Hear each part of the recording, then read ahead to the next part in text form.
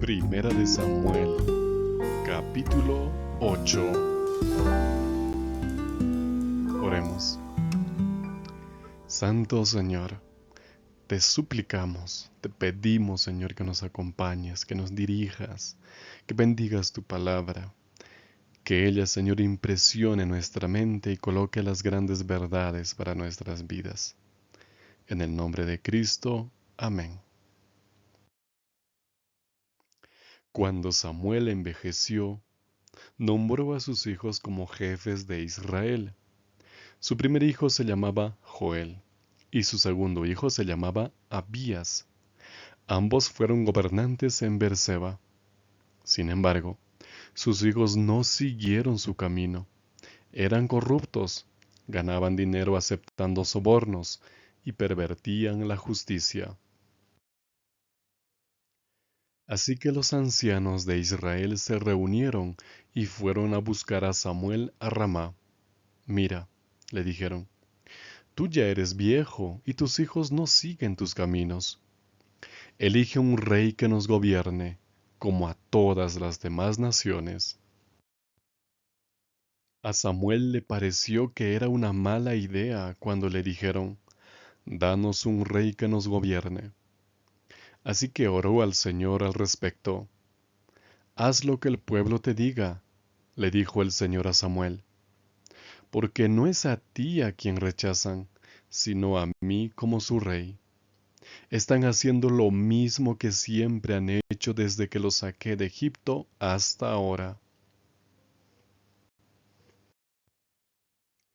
Me han abandonado y han adorado a otros dioses, y lo mismo están haciendo contigo. Así que haz lo que quieran, pero dales una advertencia solemne. Explícales lo que hará un rey cuando los gobierne. Samuel repitió delante de todo el pueblo todo lo que el Señor le había dicho en cuanto al pueblo pidiéndole que les diera un rey.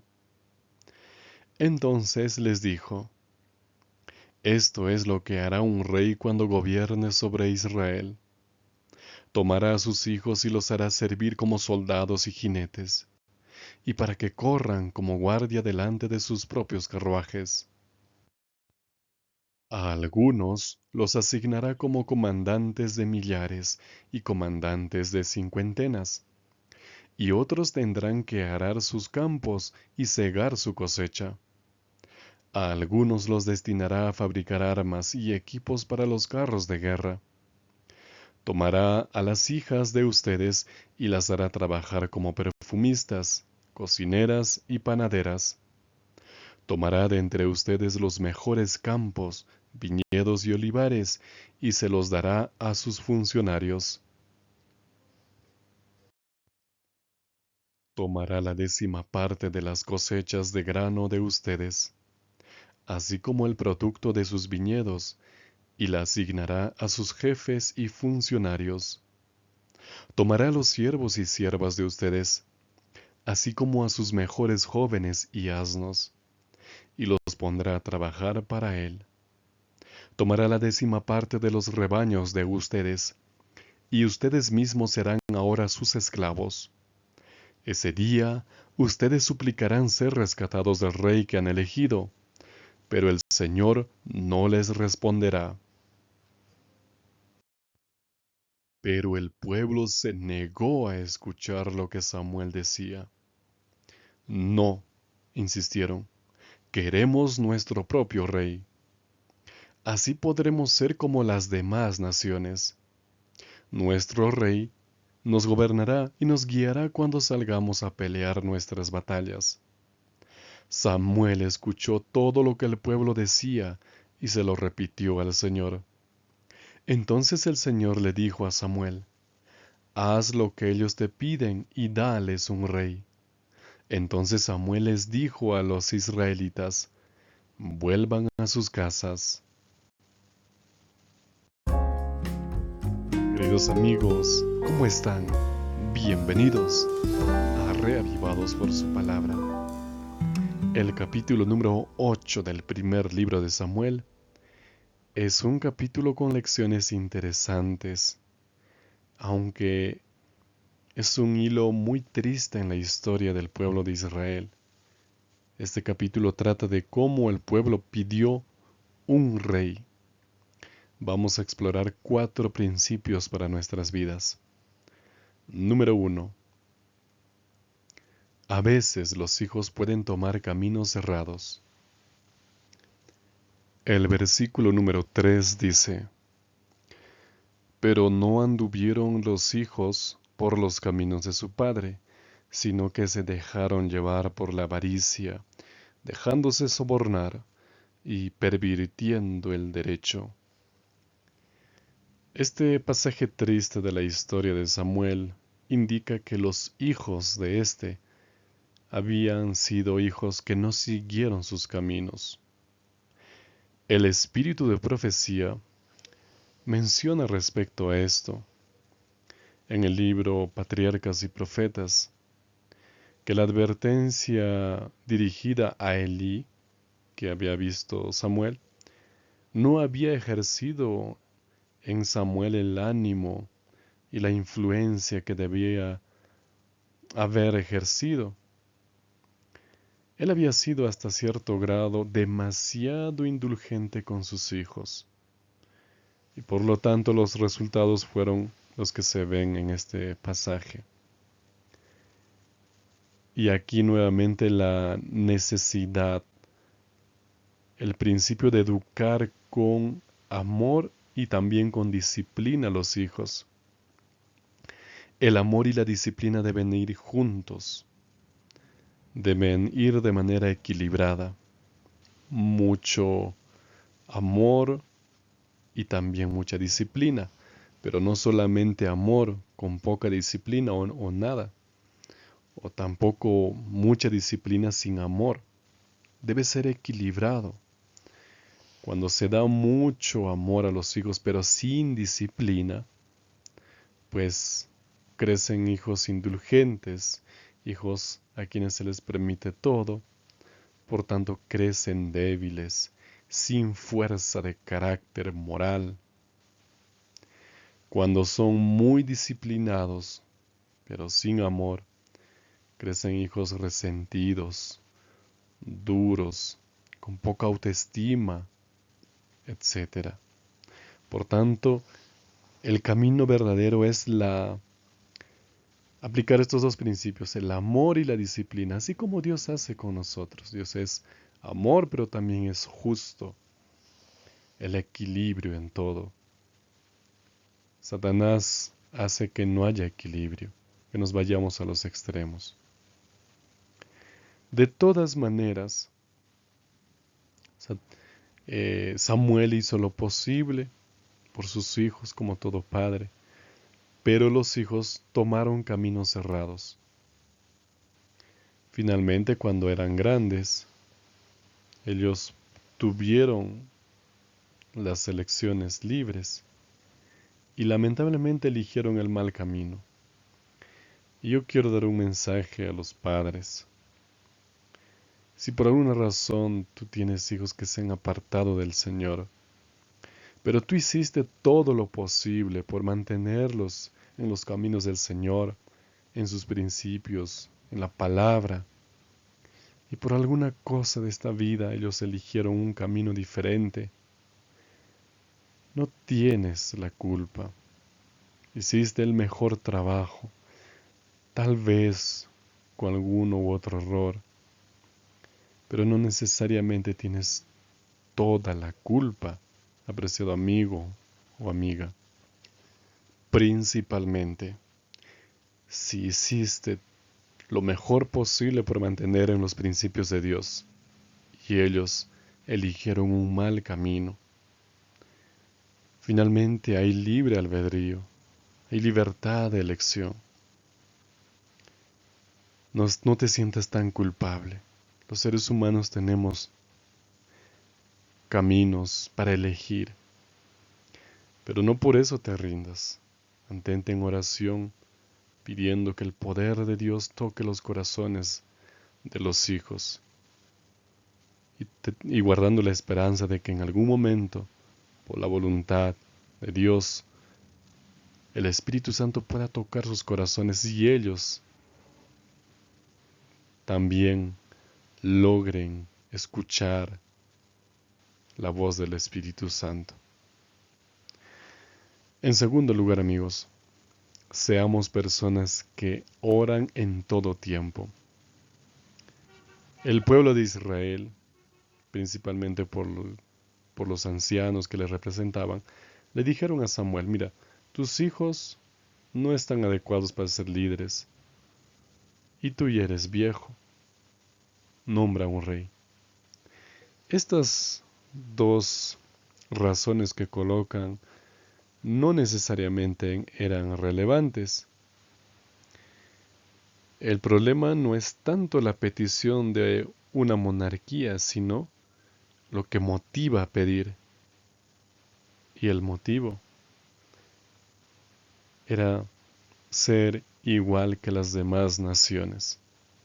Entonces, Samuel se puso muy triste, porque esto se nota porque Samuel oró a Dios y le presentó el caso. Samuel no quería colocar un rey, pero Dios le dice, hazlo, para que el pueblo aprenda. Y eso vamos a ver más adelante.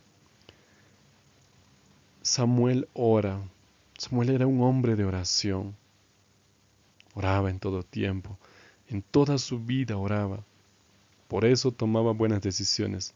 Él tenía un triple cargo. Era juez, era profeta y era sacerdote.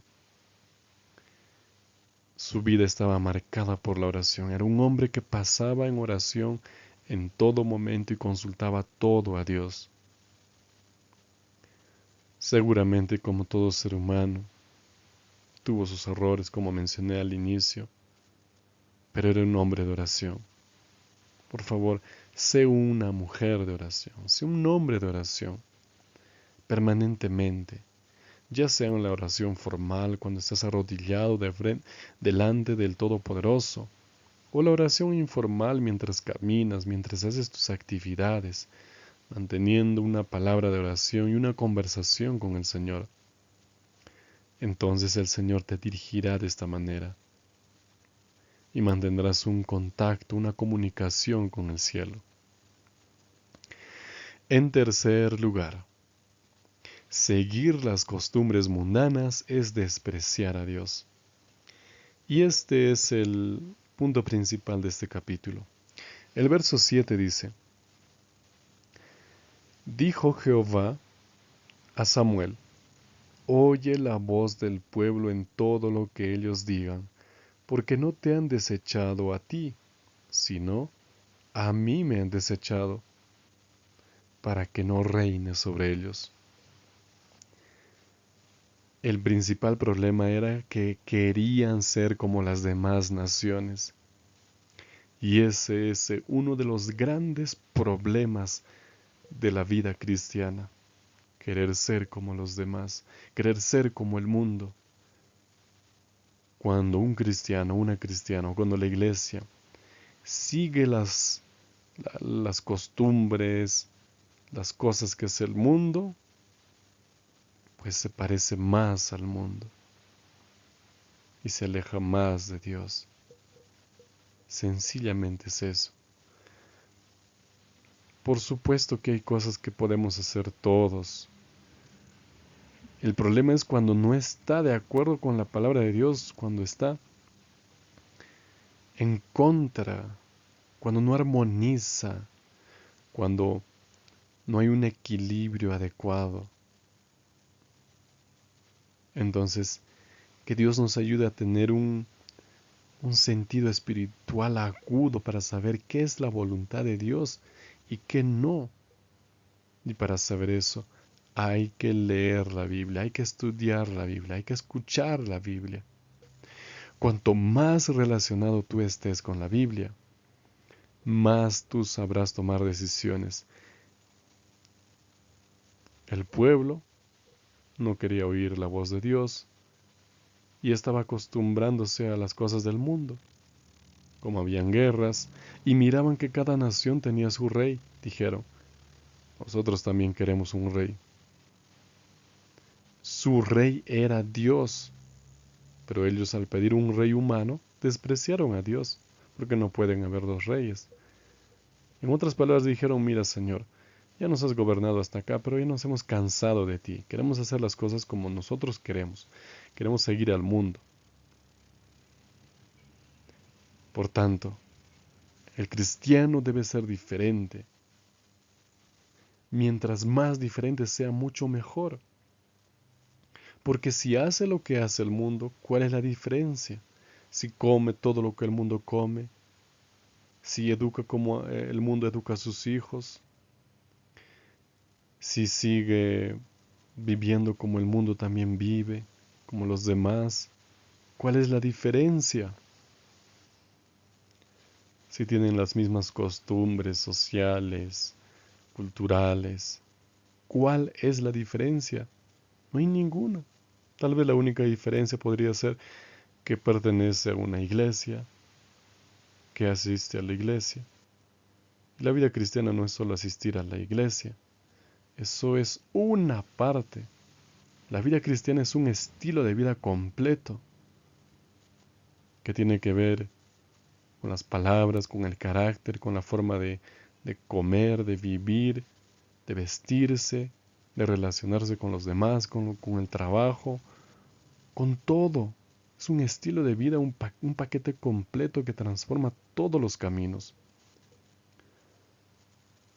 Pero si nos vestimos igual que el mundo, escuchamos la música que también escuchan el mundo, miramos las cosas que hacen, también ellos, ¿cuál sería la diferencia? El pueblo quería seguir lo que hacían las demás naciones y así despreciaron a Dios. Y que no pase eso con nosotros hoy. Ten mucho cuidado. El verso 20 menciona, no, habrá un rey sobre nosotros y seremos también como todas las naciones. Ahí está la respuesta de ellos mismos. Seremos como todas las demás naciones. Ya no seremos un pueblo diferente, ya no seremos un pueblo peculiar, como Dios decía, pueblo santo, real sacerdocio. Ahora seremos uno más del montón. Nuestro rey nos gobernará, saldrá delante de nosotros y hará nuestras guerras. Nota ese término, nuestro rey.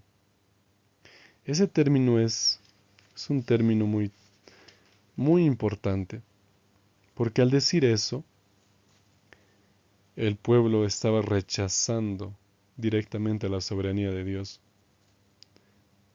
Este término posesivo, pues estaba diciendo, queremos gobierno humano, ya no queremos a Dios. Dios no es nuestro Dios, Él es nuestro rey, el ser humano. Y ese es el problema. En cuarto lugar, amigos, a veces Dios permite que las personas sigan sus caminos y sufran las consecuencias de sus decisiones. 3 veces aparece el término oye. En el verso número 7 dice, oye la voz del pueblo en todo lo que ellos digan. Luego en el verso número 9, ahora pues, oye su voz, pero hazle una advertencia solemne. Y en el verso 22, oye su voz y dales un rey. Dios está diciendo que Samuel oiga su voz, a la voz del pueblo, que era una voz contraria a Dios. Pero Dios le dice a Samuel, oye, es decir, atiende, haz caso. Dios ya no se opone. Y aquí hay algo interesante, amigos. Cuando Dios nos habla de una manera y de otra manera, este es el camino, pero el ser humano dice, no, yo no quiero seguir tu camino, quiero este de acá, este creo que es el mejor. ¿Qué va a hacer Dios? Dios no nos va a agarrar a la fuerza y nos va a llevar y nos va a decir, este es el buen camino, por acá vas a andar, yo te obligo a que andes por aquí, porque es lo mejor. Dios jamás hará eso. Dios respeta las decisiones. Por eso, amigos, si el ser humano quiere hacer lo que quiera, lo va a hacer. Dios respetará su decisión. Si el ser humano quiere olvidar su día santo, su día sagrado, lo hará. Si el ser humano quiere seguir las costumbres que hace la mayoría, Dios te dice, hazlo.